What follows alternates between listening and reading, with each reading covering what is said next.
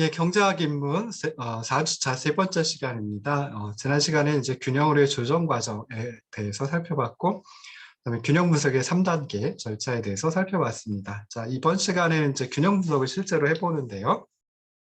세 가지 경우를 가지고 해볼 겁니다. 그래서 제일 처음에는 수요의 변화, 두 번째는 공급의 변화, 그리고 세 번째는 수요와 공급 모두의 변화 가지고 이제 할 겁니다. 그래서 마찬가지로 강의안을 올려놓고 시작을 하도록 하겠습니다.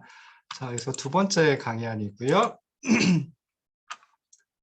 지금 보시면은 몇 쪽이 있냐. 아이고, 이런. 밑으로 내려가는 게 낫겠네요. 자, 26쪽의 수요의 변화에 대해서 나와 있습니다. 그래서 수요의 변화 살펴보는데요. 어떤 경우를 가지고 하냐면 이제 정책의 변화입니다. 그래서 정부가 이제 정책을 입안을 해가지고 실행에 옮기게 되는데요.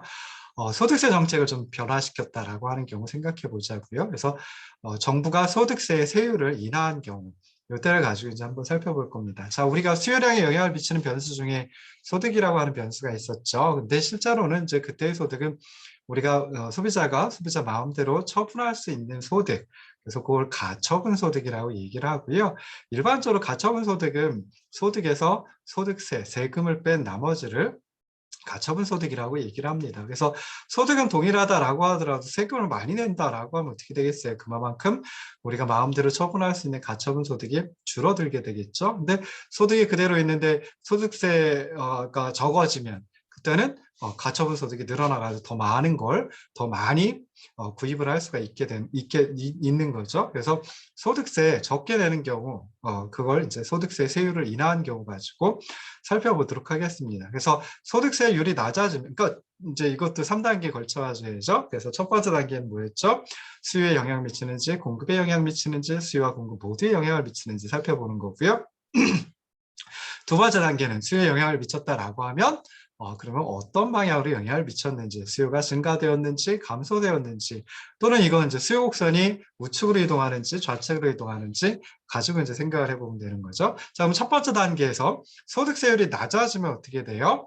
수요에 영향을 미칠까요? 공급에 영향을 미칠까요? 이게 피자 시장이다라고 하면 피자의 수요 측면에 있는 소비자들에게 영향을 미칩니다. 그래서 소득세율이 낮아지면 그만큼 소비자들의 가처분 소득이 증가를 하는 효과를 가져오게 돼요. 수요에 영향을 미친다라고 판정을 내릴 수 있습니다. 자, 그런데 공급에는 영향을 미칠까요?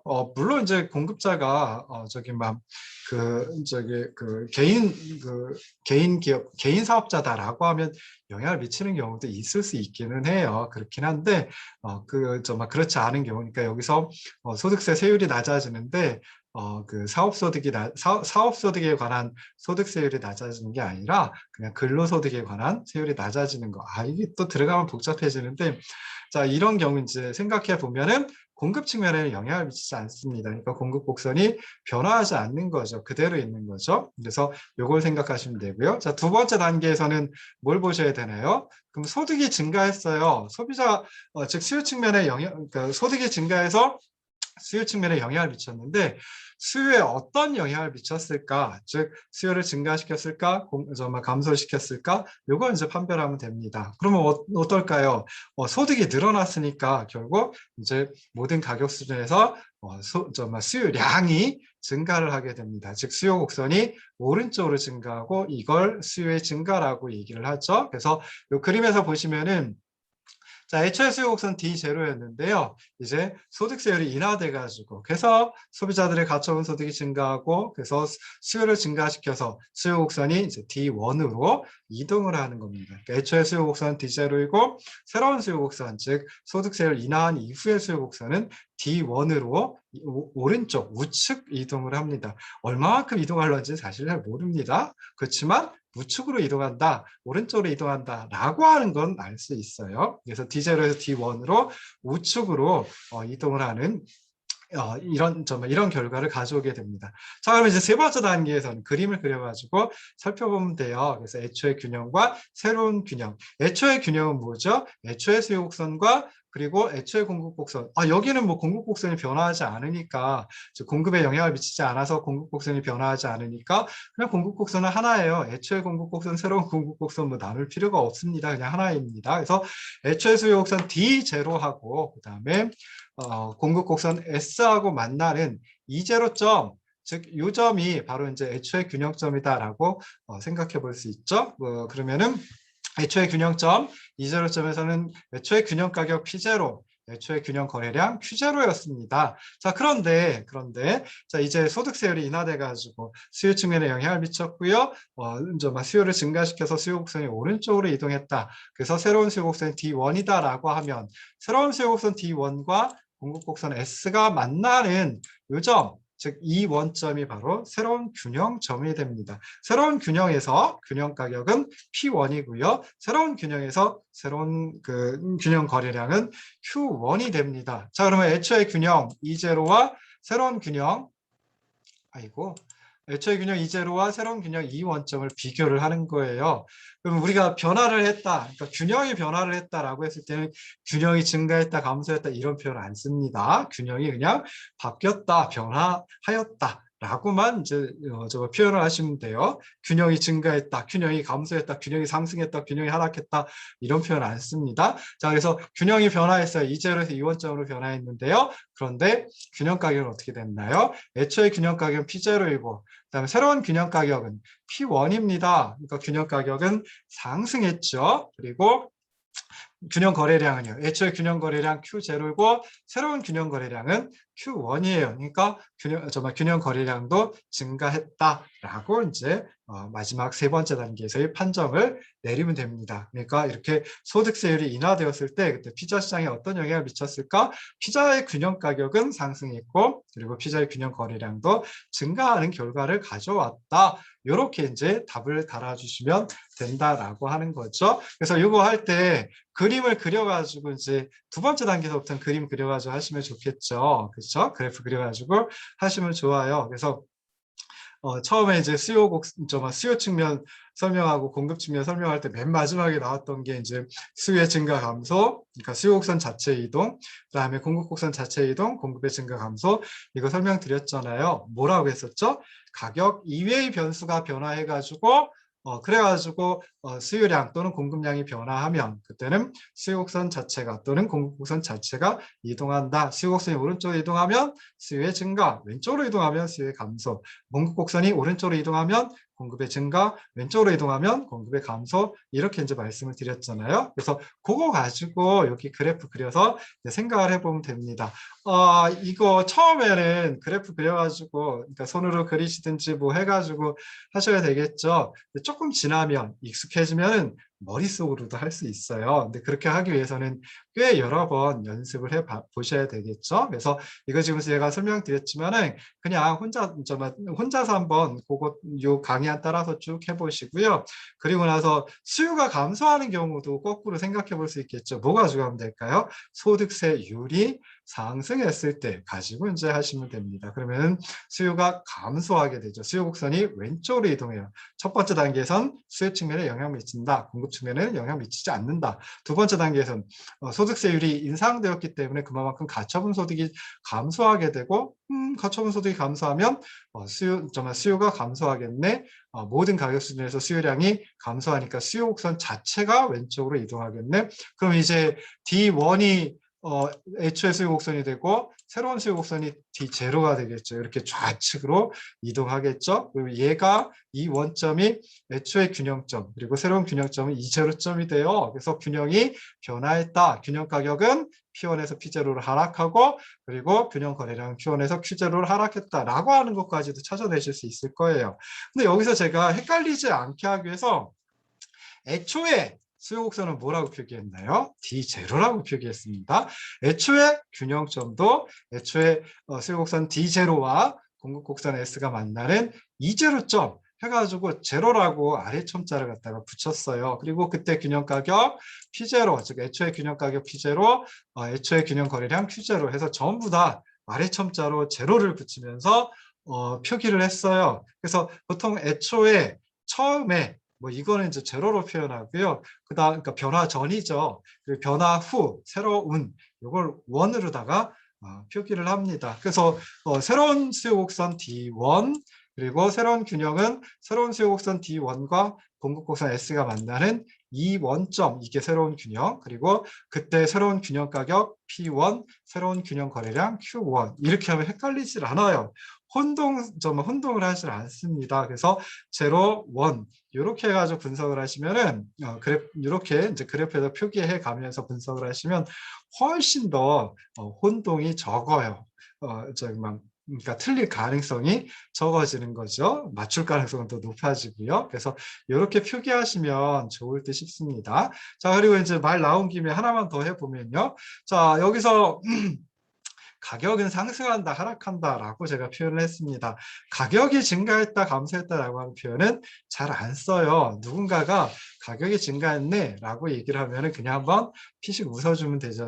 저분은 참 잘 모르는구나라고 생각하시면 됩니다. 뭐 그거 굳이 뭐 끄집어내가지고 가격은 증가, 감소가 아니라 상승, 하락이라고 표현하는 거예요. 라고 얘기는 하지 않아도요. 그냥 가격은 상승했다, 하락했다라고 나는 표현을 해야 되고, 그다음에 그렇게 표현하는 게 더 정확해요. 수량은 어떻게 표현할까요? 수량이 상승했다, 하락했다 이런 식으로 표현하지 않습니다. 수량은 증가했다, 감소했다 이렇게 이제 표현을 해요. 그래서 그냥 쉽게 생각하셔가지고 가격을 나타내주는 변수 여기서처럼 가격이 있지만 금융시장 같은 경우에는 이자율이 변수, 가격 변수 역할을 하거든요. 노동시장 같으면 노동의 대가가 임금이라고 보통 이제 표현을 합니다. 웨이지. 그래서 그게 이제 노동시장에서 가격 변수가 돼요. 그래서 가격 변수 역할을 하는 놈들은 대부분 정말 상승한다, 하락한다라고 표현을 하시고요.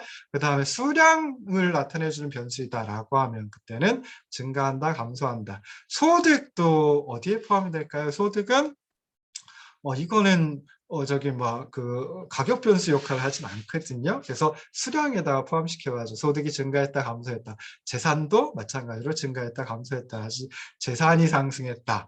이렇게 이제 얘기하지 않습니다. 그래서 그거 이제 생각해 보시면 되고요. 자, 두 번째 사례가 공급의 변화입니다. 그래서 여기는 이제 3이라고 했는데 결국 두 번째 사례죠. 그래서 공급이 변화한 경우인데요. 자, 가뭄이 심해가지고 밀의 수확량이 감소했다. 밀 가지고 뭘 만들죠? 밀가루를 만듭니다.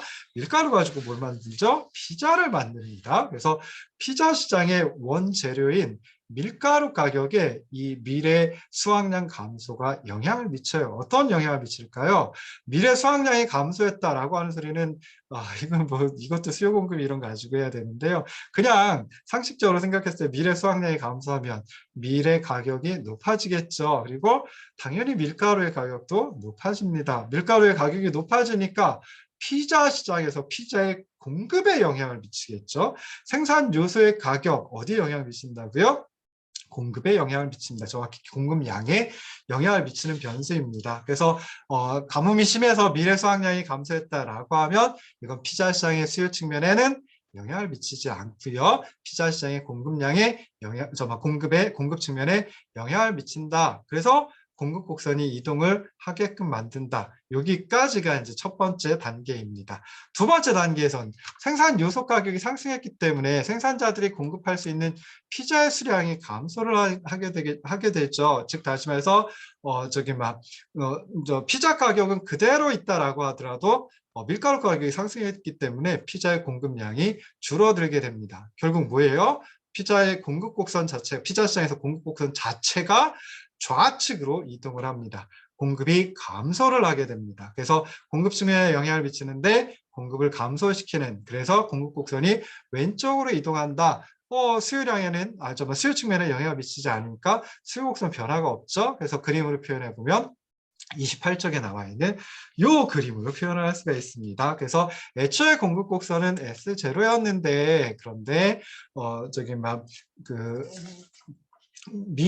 가뭄이 심해져가지고 밀의 수확량이 감소했다라고 하면 그때는 피자의 공급량이 밀가루 가격도 상승하고 밀의 가격 상승하고 밀가루 가격 상승하고 생산요소의 가격이 상승하니까 밀의 공급량이 피자의 공급량이 줄어들게 된다. 그래서 피자의 공급 곡선 자체가 S0, 애초의 공급 곡선 S0에서 새로운 공급 곡선 S1으로 왼쪽으로 이동을 합니다. 좌측 이동합니다. 자, 그러면 이제 3단계에서는, 세 번째 단계에서는 균형을 분석하면 되죠. 애초의 균형, 새로운 균형 찾아내시고 그 두 균형을 비교해 보시면 돼요. 그래서 애초의 균형은 피자 시장에서 애초의 균형은 애초의 공급 곡선 S0와 그리고 수요 곡선 D가 만나는 요점, 두 곡선이 만나는 요점, E0점이 바로 애초의 균형점이다. 그래서 그 애초의 균형 E0점에서는 애초의 균형 가격 P0, 애초의 균형 거래량 Q0이다 라고 판정을 내리시면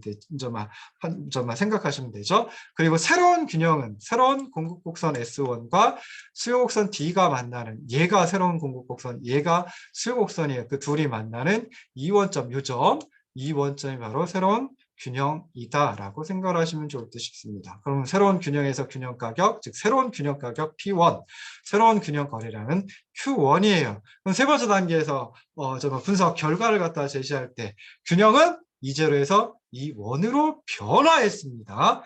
얘는 뭐 증가, 감소, 상승하라 뭐 이렇게 표현하면 안 돼요. 그냥 균형이 변화했습니다. 뭐 이렇게 표현하는 건 되겠죠. 균형점이 좌상방으로 이동했어요. 이렇게 표현하는 건 혹시 가능할런지 모르겠는데요. 그냥 균형이 변화했어요 라고 표현하시면 됩니다. 그리고 균형 가격은 어떻게 됐나요? 애초에 균형 가격 P0에서 새로운 균형 가격은 P1으로 상승을 했고요. 균형 거래량은 애초에 균형 거래량 Q0에서 새로운 균형 거래량 Q1으로 감소했다. 이게 이제 마지막 셋째 단계에서 분석 결과를 제시하는 것입니다. 그래서 이렇게 해가지고 공급이 변화했을 때, 여기선 공급이 감소했을 때 가지고 했죠. 공급이 증가했을 때 가지고도 또 생각해 볼 수 있겠죠. 그럼 어떻게 하면 되겠어요? 여기 가뭄이 심해서 미래 수확량이 감소한 게 아니라 오히려 풍작이어가지고 미래 수확량이 증가했다라고 하는 이런 경우 가지고 가면 되겠죠. 그러면 미래 가격이 하락합니다. 그리고 밀가루 가격이 하락하고요. 밀가루 가격, 생산 요소인 밀가루 가격이 하락하니까 피자의 공급량은 피자의 공급이 영향을 받겠죠. 첫 번째 단계. 두 번째 단계에서는 피자의 공급량 어떻게 돼요? 피자의 공급이 어떻게 돼요? 증가하겠죠. 피자의 공급 곡선이 오른쪽 우측으로 이동을 합니다. 세 번째 단계에서는 공급 곡선이 우측 이동하니까 왼쪽에 있는 애초의 공급 곡선과 수요 곡선이 만나는 점, 애초의 균형, 오른쪽에 있는 새로운 공급 곡선과 그리고 수요 곡선이 만나는 새로운 균형점, 이 원점 이렇게 표기하면 되겠죠. 그래서 균형 가격은 하락하고 균형 거래량은 증가한다. 뭐 이런 결과를 또 가져올 수 있습니다. 그래서 이것도 한번 찾아보시면 좋을 듯 싶어요. 그러니까 혼자 연습해 보시면 좋을 듯 싶어요. 자, 마지막에 이제 수요와 공급이 함께 변화하는 경우입니다. 이거 앞에 했던 거 두 개 조합하면 되죠. 그래서 정부가 소득세를 인하하고요. 동시에 미래 수확량이 감소하는 이런 그 정책의 변화 그리고 새로운 사건 발생이 한꺼번에 일어나는 경우 가지고 가면 되죠. 그럼 첫 번째 단계 수요 측면에 영향을 미쳤을까? 공급 측면에 영향을 미쳤을까? 또는 수요와 공급 모두 영향을 미쳤을까라고 했을 때 수요와 공급 모두에 영향을 미칩니다. 그러니까 수요 곡선도 움직이고 공급 곡선도 움직인다라고 생각하시면 되죠. 자, 둘째 단계에선 수요에 영향을 미치는데 수요를 증가시킵니다. 소득세율 인하가 가처분 소득을 증가시켜서 수요를 증가시키죠. 즉 수요 곡선을 오른쪽으로 이동시킵니다. 자, 그 다음에 밀 수확량이 감소했어요. 밀의 가격 상승하고 밀가루 가격이 상승하고 생산요소 가격이 상승하니까 결국은 밀의 공급량, 밀의 공급이 감소를 하죠. 죄송합니다. 피자의 공급이 감소하고 피자의 공급 곡선이 왼쪽 좌측 이동을 한다라고 생각을 해볼 수 있습니다. 그럼 마지막 단계에서는 이걸 그래프에 그려가지고 한꺼번에 분석을 하면 되겠죠. 자, 그러면 이제 이런 그 그래프를 볼 수 요거 아니죠? 요 밑에 있는 요 그래프 볼 수 있습니다. 그래서 요거는 요 그래프하고 다음 쪽에 있는 29쪽 맨 위에 있는 그래프하고 두 가지가 다 가능해요. 그래서 보시면 어때요? 28쪽이죠?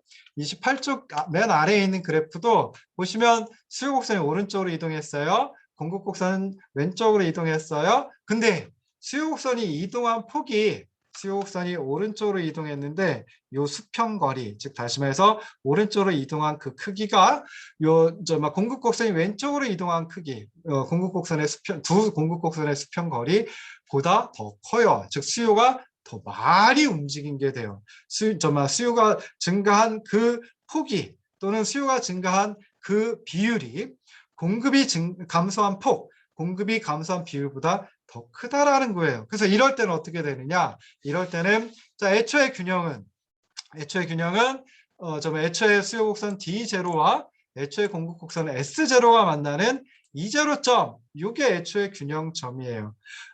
새로운 수요 곡선 D1과 새로운 공급 곡선 S1이 만나는 요 점, 즉 이 원점이 새로운 균형점이 됩니다. 그래서 애초의 균형에서 균형 가격 P0, 그다음에 애초의 균형에서 균형 거래량 Q0였는데요. 새로운 균형 가격 P1 그리고 새로운 균형 거래량 Q1이 돼버리는 거예요. 그러면 균형 가격은 어떻게 됐어요? P0에서 P1으로 상승을 하고요. 그다음에 균형 거래량은 Q0에서 Q1으로 증가한다. 이런 결과를 요 그래프에서 찾아볼 수 있습니다. 자, 근데 이거하고 반대되는 상황도 나타날 수 있겠죠. 여기선 수요 곡선의 움직이는 폭이 공급 곡선이 움직이는 폭보다 더 큰 경우였는데요. 거꾸로 공급 곡선이 왼쪽으로 이동하는 폭이 수요 곡선이 오른쪽으로 이동하는 폭보다 또는 뭐 비율로 따져도 됩니다. 그것보다 더 크다라고 하면 이때는 어떻게 될까?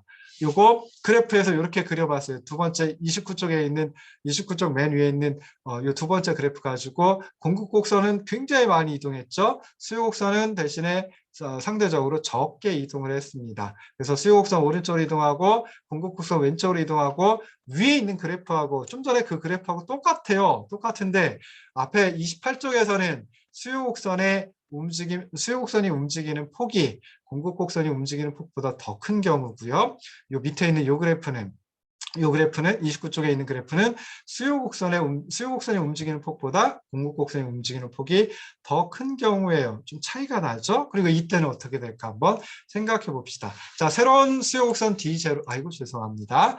애초의 수요 곡선 D0와 애초의 공급 곡선 S0가 만나는 점이 애초의 균형점 E0점이었어요. 근데 새로운 균형은 어떻게 찾으면 돼요? 새로운 수요 곡선 D1과 새로운 공급 곡선 S1, 그 둘이 만나는 이 원점이 새로운 균형점이 돼 버립니다. 애초의 균형에서는 균형 가격 P0, 균형 거래량 Q0였는데요. 새로운 균형에선 균형 가격 P1 그리고 균형 거래량 Q1이 돼요. 자, 그러면은 균형 가격은 어떻게 됐어요? P0에서 P1으로 상승했어요. 그런데 균형 거래량은 Q0에서 Q1으로 감소를 했습니다. 이 앞에 있는 그래프, 위에 있는 그래프하고 정말 같이 놔두고 한번 보세요. 이건 좀 커가지고 한 화면에 안 잡히는데요. 여러분들 그냥 보시면 되죠. 그래서 그 보시면은 자, 균형 가격, 그러니까 수요 곡선의 이동폭이 더 크냐 위에 거죠. 공급 곡선의 이동폭이 더 크냐 아래 겁니다. 근데요, 둘 다 균형 가격은 어떻게 돼요? 균형 가격은 상승을 합니다. 상승을 하는 크기는 좀 달라질 수 있지만 그렇지만 일단 상승을 해요. 변화하는 방향이 균형 가격은 상승한다가 돼버립니다. 근데 균형 거래량은 어떻게 될까요? 윗그래프에서는 균형 거래량 Q0에서 Q1으로 증가했어요. 아래 그래프에서는 Q0에서 Q1으로 감소를 했습니다. 어떻게 돼요? 균형 거래량의 변화는 불분명해지는 거예요. 그래서 이렇게 수요와 공급이 한꺼번에 움직인다.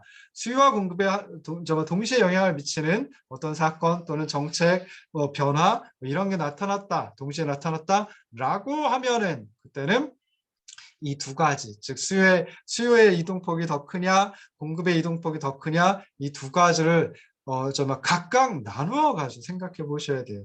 하나가 더 있죠. 솔직히 얘기하면 여기에 표현을 안 했지만 수요의 변화폭과 공급의 변화폭이 동일한 경우도 나타날 수 있습니다. 그때는 어떻게 될까요?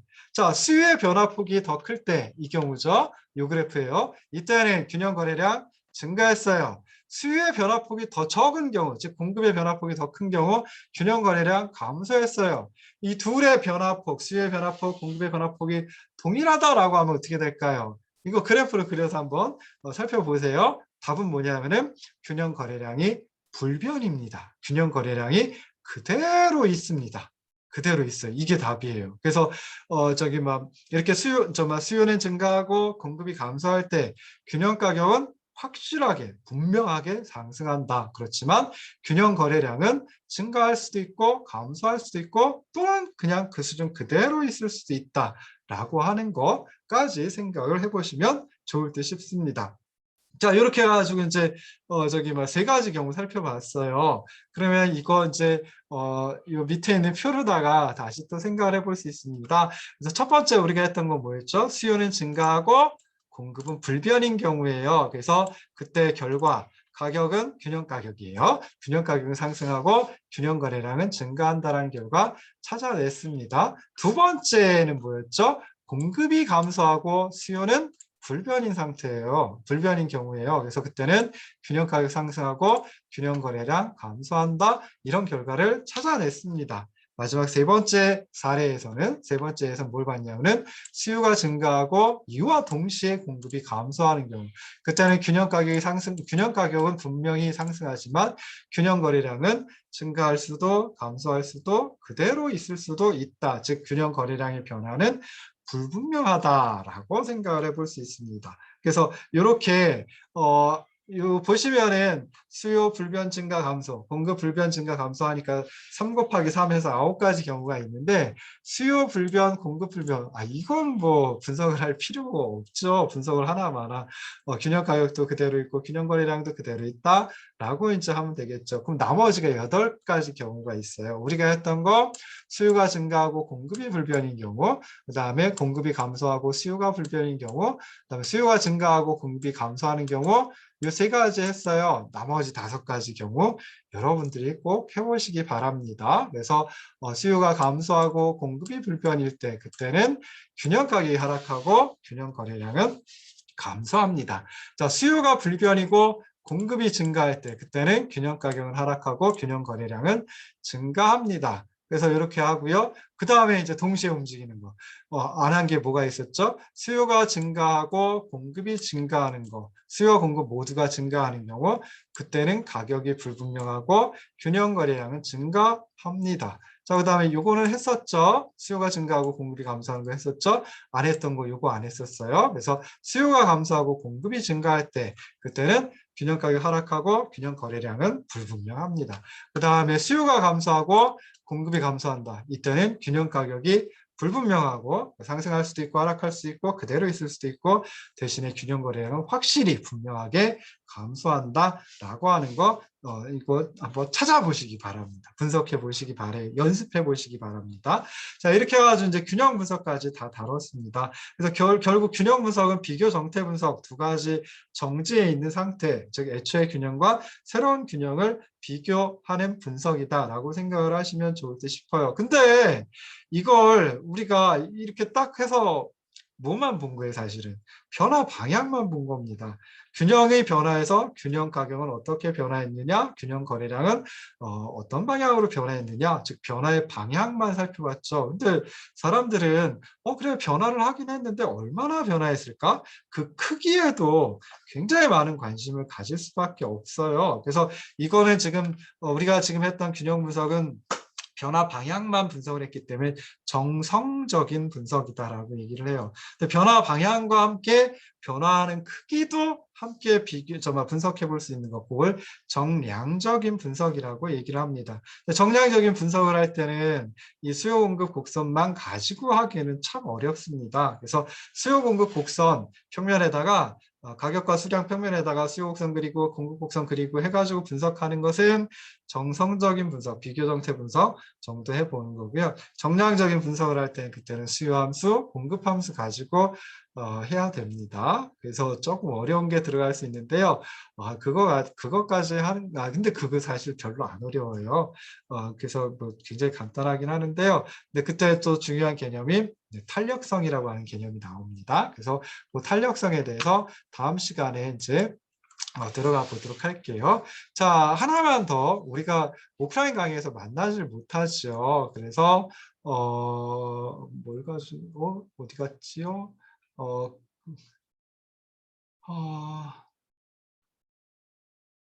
자, 그래서 보시면은 자, 요거 요 화면이에요. 우리 학교 도어 시스템 화면이죠. 그래서 경작 입문 강의실 들어가 보시면은 쭉 내려 보시면은 일단 과제가 있어요. 예, 그래서 과제 이거 제가 대면 강의를 하면 대면 수업을 하면 대면 수업 시간에 설명드리면 되는데 그렇지 못하죠. 그래서 이 과제도 동영상 강의에서 비대면 강의에서 설명을 잠깐 드리도록 하겠습니다. 그래서 과제를 눌러 보시면 여러분들 그 화면하고 제 화면하고 달라요. 그래서 자 다시 들어가서 도어 시스템 들어가서 강의실 로그인 하시고 강의실 들어가서 경작 입문 눌러보시고 그 다음에 과제 눌러주시면요. 경작 입문 첫 번째 과제물이 있습니다. 그래서 이거 클릭해서 들어가 보시면 이제 조금 구체적으로 설명을 해놨어요. 자, 일단은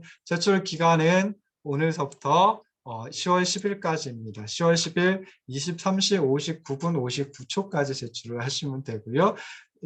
도어 시스템은 분까지만 카운트하나 봐요. 그래서 그렇게 하고요. 주제는 뭐냐라고 했을 때 경제 및 시장과 관련된 신문 기사를 스크랩하고 거기에다 본인의 의견을 달아두는 거라고 생각을 하시면 좋을 듯 싶어요. 제출기한 설명드렸고요. 유의해야 될 거 한 7가지 있습니다. 밑에 있는 것까지 한 8가지인데요. 자, 일단 신문기사 스크랩할 때는 2021년 9월 1일서부터 10월 10일까지 신문기사를 스크랩하셔야 됩니다. 그 전 거 안 돼요. 뒤에 거는 제출기한 맞춰서 내면 그 뒤에 건 할 수가 없죠. 그래서 9월 1일서부터 10월 10일까지 올해 요거 신문기사 스크랩 하시고요. 그 다음에 신문기사 스크랩 하실 때는 기사의 제목, 기사 제목이 나와야 되겠죠. 그 다음에 그 기사를 쓴 기자의 이름도 나와야 되고요. 그 다음에 신문사 이름도 나와야 됩니다. 그리고 게재 일자, 이게 이제 발행 일자가 되는 거죠. 종이신문 같은 발행 일자가 되겠죠. 그래서 이 4가지를 꼭 4가지가 나와 있어야 됩니다. 나와 있어야 돼요. 실제로 나와 있어야 됩니다. 자, 그 다음에 세 번째는 신문기사 스크랩 밑에다가 본인의 의견을 반드시 기술해야 되는데요. 한 서너 줄 정도, 많으면 5줄까지. 그래서 3 내지 5줄 정도로 한번 기술해 보시기 바랍니다. 진짜 너무 길다, 난 못하겠다 그러면 한두 줄만 가지고도 괜찮은데요.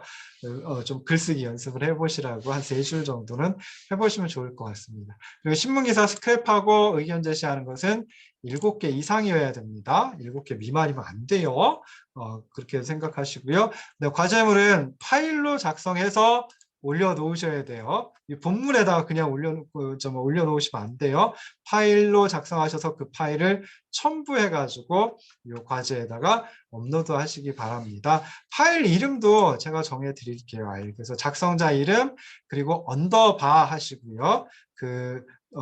키보드 보면 마이너스 밑에 있는 거 있죠. 그러니까 쉬프트 키하고 마이너스 키를 한꺼번에 누르면 언더바가 나와요. 그래서 작성자 이름 언더바 경작입문 01 두 번째 과제물도 있으니까 01로 하시기 바랍니다. 그래서 예를 들어 가지고 이범웅 언더바 경제학인문 01 이렇게 작성하시면 되고요. 아래 한글로 작성하면은 확장자가 붙죠. 요 뒤에 점하고 확장자가 붙는데 HWP나 뭐 요즘에 HWPX가 붙기도 해요. 다 열어볼 수 있고요. MS 워드는 뭐였죠? 제가 까먹었습니다. MS 워드를 잘 사용하지 않아서요. 도큐먼트니까 DOC 또는 DOCX가 붙습니다.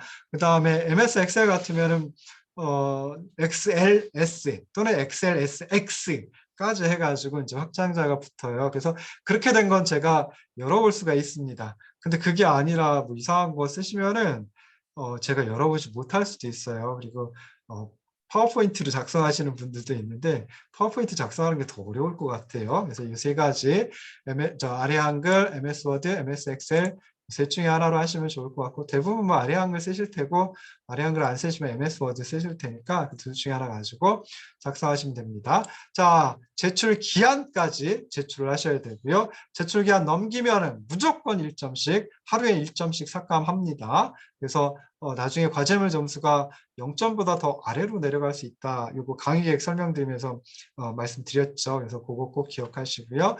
여기 파일을 하나 첨부했어요. 경제학 입문과 관련된 과제물은 아닌데요. 제가 그냥 조금 살짝 바꿔가지고 기사 내용이 그러니까 시장, 경제 뭐 이런 것하고 관련이 조금 덜해요. 그렇긴 하지만 하나 하나 만들어가지고 올려놨습니다. 그래서 이범웅 언더바 경제학인문 01 그리고 아래 한글로 만들어가지고 HWP라고 하는 확장자가 붙었어요. 그래서 이게 있는데 여기는 두 개 신문기사 스크랩 해놓은 내용이 들어가 있어요. 근데 솔직히 두 개 하나쯤 않고요.